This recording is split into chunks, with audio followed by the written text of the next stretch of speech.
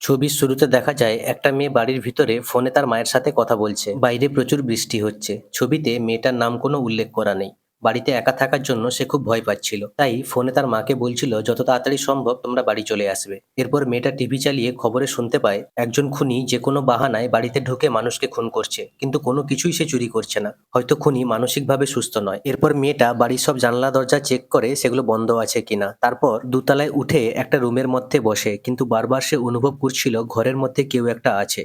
কেউ হয়তো তাকে আড়াল থেকে দেখছে, কিন্তু কাউকেই সে দেখতে পায় না। তারপর একটা চেয়ারে চোখ বন্ধ করে বসে থাকা অবস্থায় সে ঘুমিয়ে পড়ে। স্বপ্নে সে দেখতে পায় কেউ তার দিকে এগিয়ে আসছে, তখন চোখ খুলে দেখে সেখানে কেউ নেই। এরপর রুমের বাইরে গিয়ে সে দেখতে পায় চারিদিকে লোক তার দিকে অদ্ভুত দৃষ্টিতে তাকিয়ে আছে। ভীষণ ভয় পেয়ে যায় মেয়েটা। আবার কিছুক্ষণ পরে দেখে সেখানে কেউ নেই। সেই সময় কলিং বেল বাজে। খুব ভয়ে ভয়ে নিচে নামে সে। নিচের দরজা ডোর হোল দিয়ে দেখে সেখানে কেউ নেই। তারপরে ঘুরে আসতে যাবে, সেই সময় অদ্ভুত দুটো হাত দরজা ভেঙে মেয়েটার গলা চেপে ধরে। তখন ঘুম ভেঙে যায় মেয়েটার। এরপরে বিছানার নিচে একটা ছোট্ট বিড়াল বাচ্চা সে দেখতে পায়। এরপর বিড়াল বাচ্চাটিকে নিয়ে মেয়েটা রান্নাঘরে চলে আসে স্যান্ডউইচ বানাতে। ঠিক সেই সময় কলিং বেল বাজে। মেয়েটা ডোর হোল দিয়ে দেখতে পায় বাইরে একটা লোক মিস্টার মালহোত্রার সাথে দেখা করতে এসেছে। মেয়েটা বলে এটা মিস্টার গুপ্তার বাড়ি। তখন সমীর বলে কিন্তু আমাকে তো এই ঠিকানা দেওয়া হয়েছে। মেয়েটা বলে এখানে মিস্টার মালহোত্রা বলে কেউ থাকে না। এরপর মেয়েটা রান্নাঘরে চলে যায় আর ব্রেড কাটা শুরু করে। কিছুক্ষণ পর সমীর আবারও বেল বাজানো শুরু করে। মেয়েটা বলে আবার কি হলো? সমীর বলে একটা ফোন করা যাবে? মেয়েটা বলে আমাদের বাড়ির সব ফোন খারাপ হয়ে গেছে। সমীর বলে আর কোথায় ফোন পাওয়া যাবে বলতে পারেন? মেয়েটা বলে সেটা আমি কি করে বলবো। এরপর মেয়েটা চলে আসে রান্নাঘরে, কিন্তু আবারও বেলের আওয়াজ। মেয়েটা রান্নাঘর থেকে ছুরি হাতে বেরিয়ে এসে দরজার কাছে এসে বলে আবার কি হলো? সমীর বলে আমার গাড়িটা খারাপ হয়ে গিয়েছে, আমাকে একটু ভিতরে আসতে দিবেন? বাইরে প্রচুর জোরে বৃষ্টি হচ্ছে, আমি কথা দিচ্ছি বৃষ্টি শেষ হলে চলে যাব। মেয়েটা বলে আপনি আপনার গাড়ির মধ্যে গিয়ে বসুন, আমাকে কেন বারবার ডিস্টার্ব করছেন? এরপর মেয়েটা রান্নাঘরে চলে আসে, কিন্তু আবারও সেই বেলের আওয়াজ।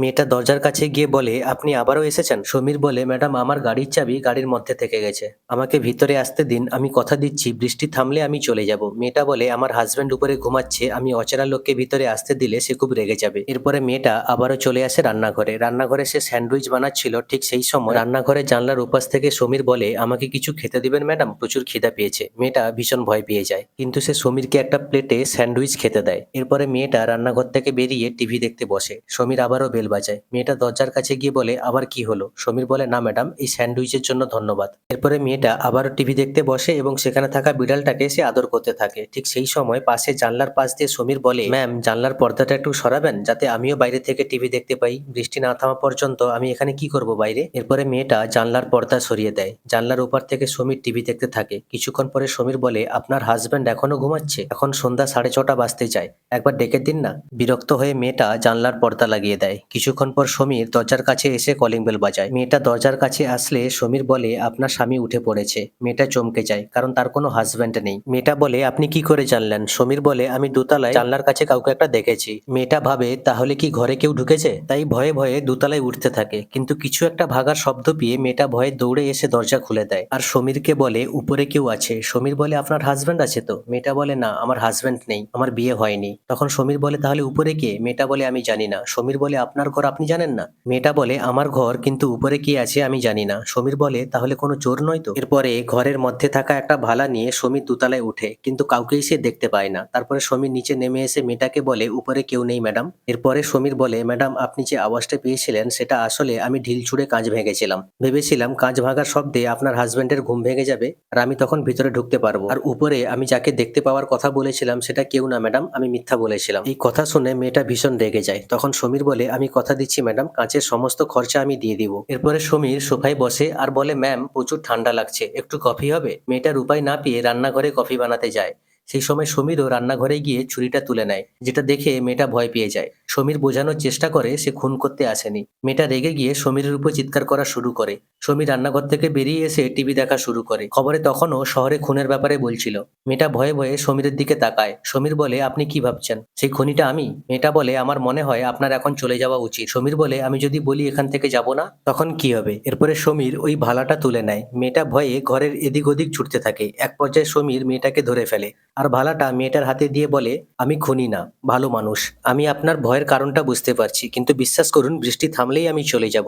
এই ভালাটা আপনি আপনার কাছেই রাখুন। আমি যদি আপনার ক্ষতি করতে আসি তাহলে এটা দিয়ে আপনি আমাকে মেরে ফেলবেন। কথাটা শুনে মেয়েটা একটু সাহস পায়। এরপর তারা দুজনে বসে গল্প করছিল। এক পর্যায়ে সমীর বলে তার একটা গার্লফ্রেন্ড ছিল, সেও বিড়াল খুব ভালোবাসতো, কিন্তু সমীর বিড়াল পছন্দ করে না। এমনকি যে মানুষ বিড়াল পছন্দ করে তাদেরকেও সমীর ঘৃণা করে। ঠিক সেই সময় কারেন্ট চলে যায়। মেয়েটা রান্নাঘরে মোমবাতি জ্বালিয়ে দেখে বিড়ালটা মরে পড়ে আছে। মেয়েটা ভয়ে দরজার দিকে ছুটে যায় আর দরজা খুলে দেখে একটা লোক দাঁড়িয়ে আছে। মেয়েটা লোকটাকে সব বলে। লোকটা একটা বন্দুক বের করে সমীরের দিকে তাক করে বলে সে একজন পুলিশ অফিসার, তার নাম হচ্ছে মিস্টার কুরেশি। এরপরে মিস্টার কুরেশি বাড়ির মধ্যে ঢুকে। সমীর বলে পুলিশকে তো কেউ খবর দেয়নি, তাহলে পুলিশ এখানে এলো কিভাবে? এরপর কুরেশি সোফার উপরে বসে ঘরে থাকা ফোনটা নিয়ে ফোন করে বলে আনন্দী হিলটন রোডে কিছু পুলিশ অফিসার এবং হেড কনস্টেবলকে পাঠাও। এরপর কুরেশি তাদেরকে বলে বাইরে অনেকক্ষণ ধরে একটা গাড়ি দাঁড়িয়ে আছে। সে জানতে চেয়েছিল গাড়িটা ঘরের লোকের নাকি অন্য কেউ সেখানে ফেলে চলে গেছে। তাই সে ঘরে এসে বেল বাজাতে যাবে, এমন সময় মেয়েটা এসে দরজা খুলেছে। সমীর বলে, বাহ, আপনি তো বেশ ভালোই গল্প বলেন। মেয়েটা সমীরকে বলে, আপনি পাগল নাকি? দেখলেন না একটু আগে পুলিশকে ডাকলো ফোন করে? সমীর বলে, ও কিভাবে বসেছে দেখুন ম্যাডাম, পুলিশ কোনোদিন কারু বাড়িতে এভাবে বসে না, এভাবে কারু বাড়িতে বসে মদ খায় না। আর সে যে সত্যি কাউকে ফোন করেছে আপনি কি করে জানলেন? আপনি কি ফোনের ওপার থেকে কারুর আওয়াজ পেয়েছেন? একথা শুনে খুরেশি সমীরের উপর ঝাঁপিয়ে পড়ে। তাদের দুজনের মধ্যে মারপিট লেগে যায়। তাদের দুজনের মধ্যে মারপিটের সময় মেঝেতে পড়ে থাকা খুরেশির বন্দুকটা তুলে মেয়েটা দুজনের দিকে তাক করে বলে, আমি তোমাদের দুজনকে বিশ্বাস করি না, তোমরা দুজন চুপচাপ সোফাতে বসো। সোফাতে বসে খুরেশি বলে, আমি পুলিশ অফিসার, আমাকে বন্দুকটা দিয়ে দিন, আপনি মস্ত বড় ভুল করছেন ম্যাডাম। সমীর বলে, তুই যদি পুলিশ অফিসার হোস তাহলে আমি অমিতাভ বচ্চন। এরপরে মেয়েটা ফোন নিয়ে তার মাকে ফোন করে বলে, মা আমি ঠিক আছি, কিন্তু দুজন মানুষ আমার ঘরে ঢুকে গেছে, তুমি তাড়াতাড়ি পুলিশকে কল করো। সমীর আর খুরেশি সোফাতে বসে একে অপরের উপরে দোষ চাপানো শুরু করে। মেয়েটা স্টপ ইট বলে বন্দুকটা উপরের দিকে করে একটা গুলি চালায়। তারপরে তারা দুজনে শান্ত হয়ে বসে। কিছুক্ষণ পর খুরেশি বলে, ম্যাডাম কফি হবে? না মানে পুলিশ আসা পর্যন্ত বসে বসে আর কি করব, কফি খাওয়া হোক। কিন্তু মেয়েটা কিছু বলছে না দেখে তারা দুজনে চাই কফি বানাতে। মেয়েটা তখনও তাদের গান পয়েন্টে রেখেছিল। কফি বানাতে বানাতে সমীর কিচেনে থাকা একটা প্যান দিয়ে খুরেশিকে মারা শুরু করে। ভয় পেয়ে যায় মেয়েটা, কি করবে বুঝে উঠতে পারে না। সুযোগ বুঝে মেয়েটার কাছ থেকে বন্দুক ছিনিয়ে নেয় সমীর। তারপর সমীর খুরেশিকে গান পয়েন্টে রেখে জিজ্ঞেস করে, তুই পুলিশ অফিসার তাই না? বল কোন থানার পুলিশ অফিসার? খুরেশি বলে, পানভেল। এরপরে মেয়েটা পানভেল থানায় কল লাগায়। জানতে পারে খুরেশি নামে কোনো পুলিশ অফিসার নেই। তখন সমীর বলে, এ তো মনে হয় সেই কিলার যার কথা খবরে বলছিল। খুরেশি উঠে দাঁড়িয়ে বলে, আমার বন্দুক আমাকে দে। সমীর বলে, একদম সামনের দিকে এগোবি না, নাহলে গুলি চালিয়ে দিব। কিন্তু খুরেশি সামনের দিকে এগোতে থাকে। সমীর গুলি চালাতে গিয়ে দেখে বন্দুকে কোনো আর গুলি নেই। এরপর খুরেশি সমীরের পেটে এক ঘুষি মারে। তারপর সমীরের কাছ থেকে বন্দুকটা ছাড়িয়ে নিয়ে বন্দুকে গুলি ভরে আর বলে সে কোনো পুলিশ অফিসার না, একজন চোর চুরি করতে এসেছে, কাউকে খুন করতে আসেনি। আর খবরে যে খুনের ব্যাপারে বলছিল তার ব্যাপারে সে কিছুই জানে না। এরপর কুরেশি মেয়েটাকে বলে, আপনি একটা দড়ি নিয়ে আসুন, এই লোকটা আপনার ক্ষতি করতে পারে। সমীর বলে, ম্যাম আমি কিলার না। মেয়েটা যায় দড়ি আনতে। এদিকে খুরেশি সমীরকে মারতে মারতে সোফার কাছে নিয়ে আসে। খুরেশি একটু অন্যমনস্ক হলে সমীর খুরেশির পেটে ভালাটা ঢুকিয়ে দেয়। এদিকে মেয়েটা দড়ি নিয়ে এসে এসব দেখে খুব ভয় পেয়ে যায় আর দৌড়ে দোতলায় উঠে যায়। এরপর সমীর পুলিশকে কল করতে গিয়ে দেখে ফোনে তারটা কেটে পড়ে আছে। তখন সমীর ভাবে তাহলে মেয়েটা আর চোরটা কল করলো কিভাবে। তখন সমীর মনে মনে ভাবে তাহলে কি আরো কেউ এই ঘরে আছে। এরপর সমীর মেয়েটাকে খুঁজতে দোতলায় উঠে যায়। অনেক খোঁজাখুঁজির পর টেবিলের পিছনে মেয়েটাকে লুকিয়ে থাকতে দেখতে পায়। মেয়েটা কাকতি মিনতি করে বলতে থাকে, আমাকে মেরো না, ছেড়ে দাও। সমীর বলে, ম্যাম এই ঘরে আরো একজন কেউ আছে। সেই সময় কলিং বেল বেজে ওঠে। সমীর নিচে নামে। কে কলিং বেল বাজিয়েছিল সেটা তো দেখানো হয়নি। যাই হোক, সেই সময় মেয়েটা ভয়ে ভয়ে সিঁড়ি থেকে নিচে নামছিল। তখন সমীর মেয়েটাকে বলে, ম্যাম আপনি তো বলেছিলেন এটা গুপ্তার বাড়ি, কিন্তু লোকটাও তো আমার মতো মালহোত্রাকে খুঁজছে। এই কথা শুনে মেয়েটা আবারও ভয়ে লুকিয়ে যায়। সমীর আবারও ওই টেবিলের কাছে যায় যেখানে মেয়েটা প্রথমে লুকিয়েছিল, কিন্তু মেয়েটা এবার সেখানে ছিল না। পিছনে ফিরতে গিয়ে সমীর দেখে কার্পেটে মুড়ানো হয়ে কিছু একটা আছে। বন্দুকটা সাইডে রেখে কার্পেটটা খুলতেই সমীর দেখতে পায় মিস্টার মালহোত্রার লাশ। সমীর পিছনে ঘুরে দেখে মেয়েটা ছুরি হাতে তাকে মারতে আসছে। সমীর কোনো রকম করে ছাদে চলে আসে, কিন্তু মেয়েটাও তার পিছনে পিছনে ছুরি হাতে চলে আসে। সমীর মেয়েটার কাছে প্রাণ ভিক্ষা করে, কিন্তু মেয়েটা তার কোনো কথা শোনে না। মেয়েটা প্রথমে সমীরের পায়ে ছুরি মারে, তারপর পিঠে ছুরি মেরে বাচ্চাদের মতো নাচতে থাকে আর অদ্ভুতভাবে হাসতে থাকে।